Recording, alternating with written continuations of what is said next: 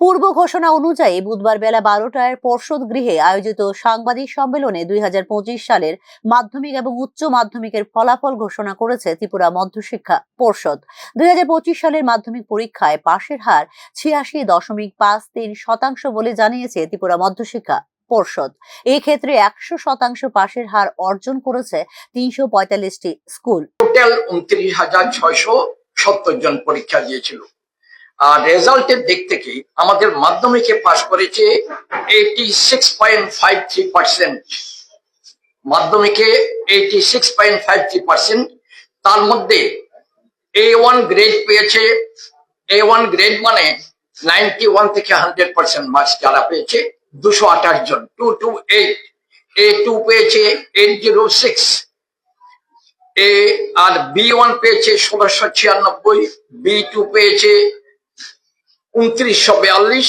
এভাবে আপনাদের রেজাল্টের একটা আমরা দিয়ে দেব পুরো রেজাল্ট ডিটেলস। আর 100% পাশ করেছে 345টা স্কুল থেকে মাধ্যমিক, 345 স্কুলস। টোটাল স্কুল ছিল 1019টা মাধ্যমিকের। 100% 345টা স্কুল থেকে পাশ করেছে। আর পুরো 100% ফেল করেছে এমন কোন স্কুল, মাধ্যমিক পুরো ফেল করেছে কোন স্কুল নেই। ত্রিপুরা মধ্যশিক্ষা পর্ষদ পরিচালিত 2025 সালের উচ্চ মাধ্যমিক পরীক্ষায় পাশের হার 79.29%। এই ক্ষেত্রে 100% পাশের হার অর্জন করেছে 39টি স্কুল। অপরদিকে দ্বাদশে 100% অকৃতকার্য হওয়ার দুর্ভাগ্যজনক ফলাফল করেছে 3টি স্কুল।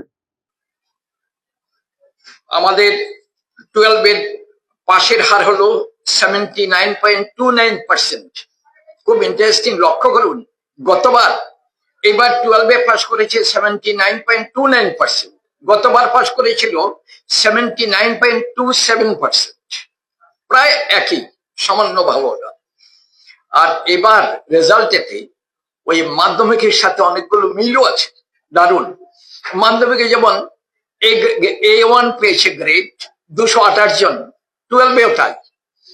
আর 12-এ A2 পেয়েছে 884 জন, B1 পেয়েছে 1811 জন, B2 পেয়েছে 2614 জন।